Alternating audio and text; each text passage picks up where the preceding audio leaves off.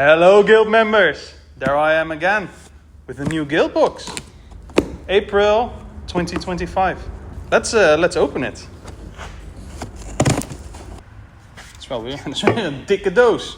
So, I think it's a little bit too much to do it all in one go. So maybe we can split them up in different categories. So let's start with the blueprints. So here we have the beers from the blueprint series. 4 new beers. 3 of them are 6% ABV, and 1 of them is 8. That's the double IPA bookshelf. There's actually a West Coast in this box as well. So what is a West Coast IPA? It's a bit more bitter, it's lighter, but it's also a bit more dank, piney, as good as clear. Has a shorter finish. It's more like a pintable beer. Ooh, that's nice. Yeah, and this already smells more fruity. It smells more like ripe fruit, where this one has more of a green fruit or citrus. Wow. Yeah, you definitely get the mouthfeel difference as well. So this one, the West Coast, is much crisper, and the New England IPA is fuller, silky, you might say a bit sweeter than the West Coast. What are we actually drinking here? So this is the beer on your left, Skateboard. It's a collab with Crosby hops. Nolan came over, we brewed a beer together. You might have seen that clip on our socials already. But the star of the show is Strata hops. They give like a strawberry haze or a bit cannabis idea in the aroma. But it also, you can just feel that there's a lot of oils in that beer. The other beer is Toaster. It's a 6% IPA. And this one has Rakau, which is a New Zealand hop. But we used 2 different harvests. So an early and a late harvest Rakau. So why would you do that? The first harvest is much greener, a bit danker, maybe onion, a bit of garlic. It doesn't sound amazing, but it gives a beer a rounding to it.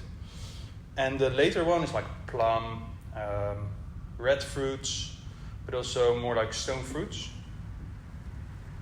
And you can see the 2 coming together. It's more like a rounded fruitiness. Cheers. These beers are also available in the hospitality, in bars in the Netherlands. Your more premium bars, I would say. And the idea is to highlight something in every beer, what is special. So for example, guitar, we used Maltere. I have no idea how to pronounce it, I'm so sorry. But I butchered it, New Zealand. And it gives grapefruit, piney. And the beer also says watermelon, but that's from our Citra Cryo. And then there's a double IPA, bookshelf. The star of the show here is a new hop, HBC 1019. It is still in an experimental phase, but we get a lot of caramelly, a little bit of coconut even, but more, it's like a rounded Sabro, it feels like. There's a couple more IPAs in the box, I think 2. We have the Extravagant, Nectaron triple IPA, and a Belgian triple IPA. So these are the higher ABV ones in the box. First, there's a Eureka triple IPA. It's a Belgian triple IPA. And actually it's more like a Belgian triple, like think of your classic Belgian triples that you drink in the Brown Café. But then we dry hopped it with Citra and we fermented it with a co-pitch of a hazy IPA strain and a Belgian yeast. So this one is a bit drier than you might expect. It's still hazy. The Citra brings a beautiful citrus, stone fruit, watermelon to it. And that really pairs well with the banana aroma from the yeast. Belgian triple IPA. The Extravagant, there we go. We've done IPAs before in the Extravagant series. And we usually highlight the hop. And now it's Nectaron. Nectaron is known for being very stone fruity. So, like nectarons and peach. It has that a light hint of diesel, which I'm personally a fan of because it makes it like super pungent. This is a send you to bed kind of beer. This will sneak up on you. Wow, there's a hint of alcohol, which tells me that it's a much more serious beer than you would expect it to be. I will say a stone fruit and you will find it in this beer. Just there's that diesel, a little bit of citrus, I would say, and then it's full nectar, Nectaron, peach, apricot. This is great. Has a tiny touch of back of my throat, a bit of a hop burn, which is also, that's just, you get that when you push so much hops in a beer. It will tell you that there's a lot of hops. I think there's 40 grams a liter in total. If we exclude the oils, that's all in there as well. That's special. Shall we go to the next category of beers? Do we have filter? Ik wil een filter. Let's go. Back to serious business. 3 pastry factories in this box. 2 stouts. And for the first time in a long time, if we exclude the Eurekas, there is a pastry barley wine, which we will definitely open because I'm very curious how that one is right now. 2 pastry stouts. As I told you last time, we try to differentiate between like a more bitter and a more sweet pastry stout. So Oprah cake is mostly coffee and cacao, meaning that you might expect a bit of bitterness, some acidity in the beer. And the sticky toffee pudding, which is dates and caramel and vanilla. So we expect it to be a bit sweeter. There's 200 kilos of dates in this beer. Oh, that sound never gets old, does it, Charlotte?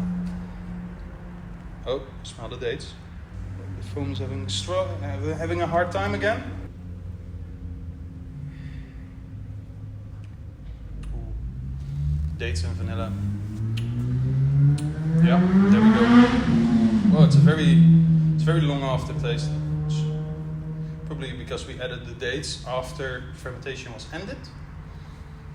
So what you expect then is that there's a residual sugar. And sugar really helps carrying flavor. So what we did to the 200 kilos of dates, we put it in a tank, like an additions tank. We put a little bit of water in there, and then we start steaming it. And just the first brewer in starts the steaming of the dates, and then the last brewer out stops the steaming, and at that point you have like a very viscous syrup that's full of flavor. Because it's heated, you also get a little bit of that caramelized character. Sticky toffee pudding. Sticky toffee pudding. Next. Coconut coffee barley wine. With a stout, it's usually quite hard to use more acidic, fruity coffees because it just gets overshadowed by the base beer. And that's why we really wanted to make a pastry barley wine. Wow, that's indeed something else than we are used to. Because it doesn't overshine the coffee. And it just feels like a waste if you have this beautiful coffee that's fruity, has like some red currant vibes, some acidity to it. It's just a waste if you put that in a stout, I think, because it just gets overshadowed. There we go. It's really that red fruit. It's that coffee that's anaerobically fermented, meaning that there was no oxygen. So we get a bit more acidity, fruitiness. And we used toasted coconut, because toasted coconut really full of oils. And the oils can help carry the character of the coffee, because it's also oils. So it helps to extract the molecules, the flavor molecules out of the coffee. If you have a little bit more oil in the beer already. Yeah, that's beautiful. The coconut is not too pronounced, because this beer isn't really about the coconut. It's more about that beautiful, fresh, acidic coffee. Amazing. Eureka time. There are 4 Eurekas in this. Wait, I'm gonna put the other one in the shot again. It's gonna be a double featuring. Like this, right? Can you see them all? Don't they look beautiful like this? The Belgian triple IPA. We have a Crystale. What is a Crystale? I will tell you later. We have a Argonated export stout. Rowan, what are you talking about? What is Argonated? We'll tell you later. We have a maple bacon pancake stout. The one we have all been waiting for. A bacon beer. This is a trial for a special later this year.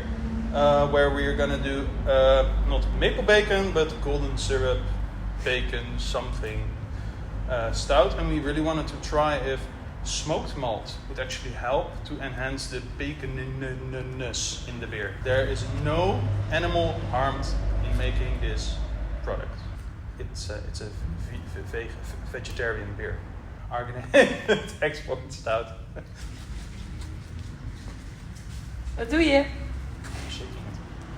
Until, oh. And I don't hear the... Do you hear it? No? I don't. Okay.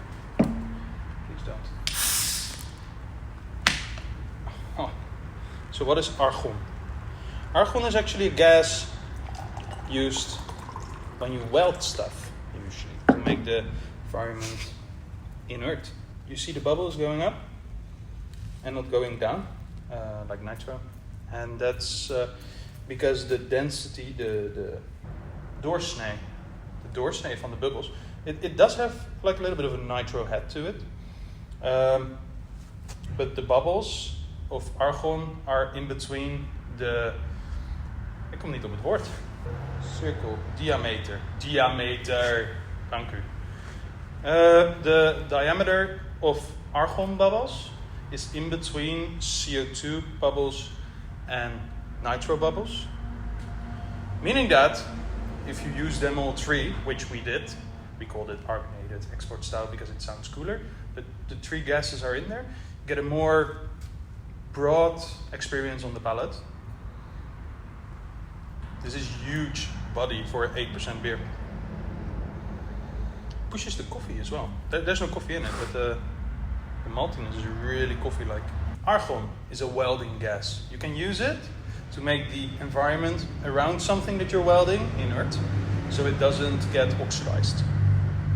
That's what we did here. We made the beer inert. First Argonated export stout in the world. You will not find one like this.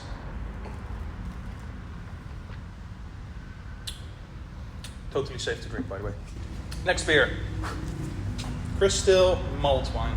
What is that? What is a Crystale? It's a contraction of crystal malt and ale. Crystale. What is a crystal malt? It's a caramel malt. It's a specific way of producing malt. So the malt gets stewed and then roasted. It's a barley wine, you might say. But it's about the process we used. There's only crystal malts in this beer. First Crystale in Europe.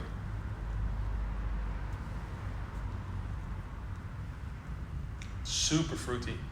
It's a bit acidic.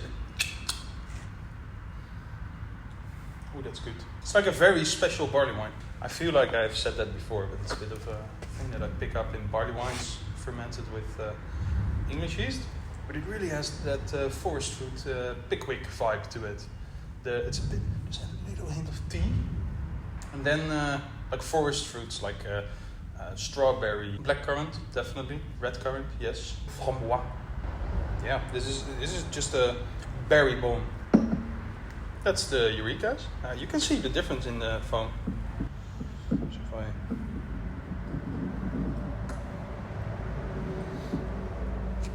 It's completely different foam structure. It's completely different mouthfeel as well. Okay, last couple, right? Yes?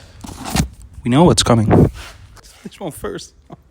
Because there's 2 barrel-aged beers in this box. Bam. Okay.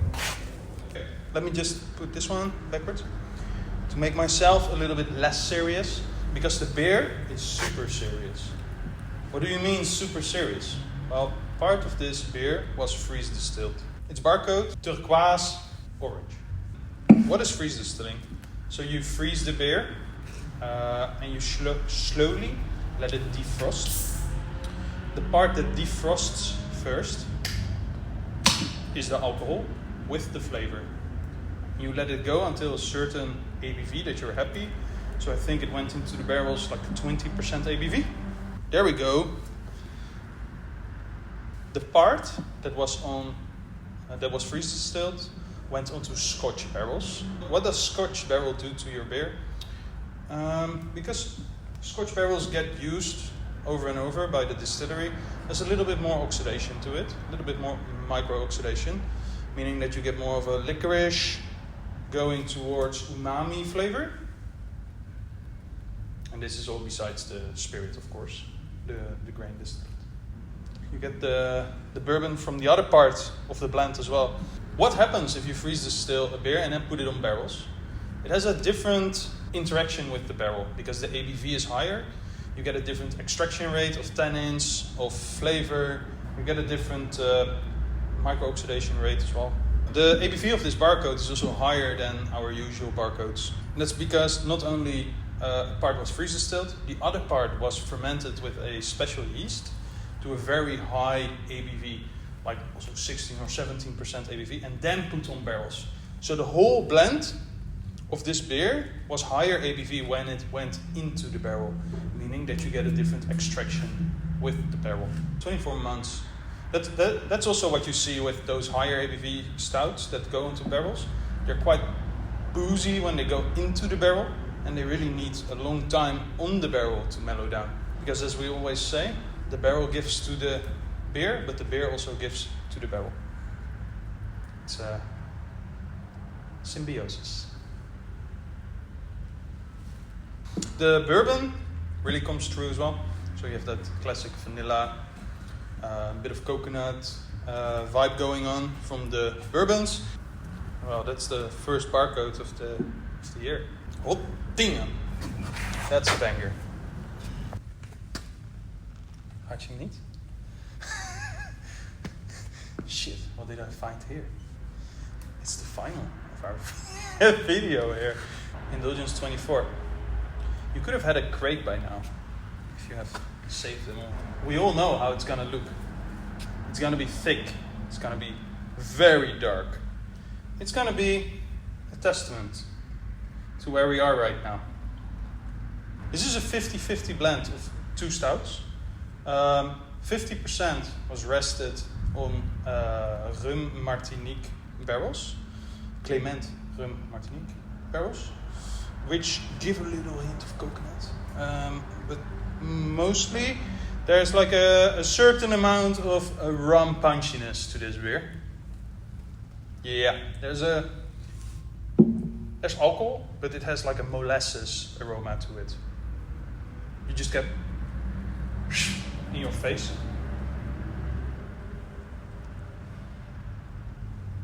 The rum, nice, 20-year-old rum barrels. It gives raisins, gives licorice, gives a hint of coconut, but I think the coconut in this beer is mostly from the Wyoming whiskies. The beer that went onto the rum barrels, quite roasty, quite caramelly. It was very balanced. And the other beer was not balanced at all. That was 45 Plato Imperial Stout. 45 Plato, if I say degrees Plato, that means the amount of sugar that went in there before fermentation. So that's the original gravity. It was 45 Plato. That just brings a certain amount of sweetness to this beer. It brings body, mouthfeel. It brings the CO2 not really wanting to come out of the beer. It's just sticky. Do you see that there's a different lacing? It's just different from a rye beer that has more like a, you can see the edge to the lacing, whilst if it is residual sugar from malt, it's a bit different. It's more thin and the foam stays there much more. So if it's rye or beta-glucans, which is the polysaccharide that makes the lacing, it is more like a bulb. And when it's residual sugar, It's more like a foamy thing here. It's a little bit like being on the stille oceaan, the silent ocean. It's the Pacific, I think, in English. Pacific Ocean? Pacific. Let's roll with it. But you're on a speedboat. It uses a certain kind of petrol, and it has like... That's what you smell here. A little bit of the petrol. But it's really well integrated in the big body, the raisins, the licorice, the coconut. It's like being on a Caribbean island.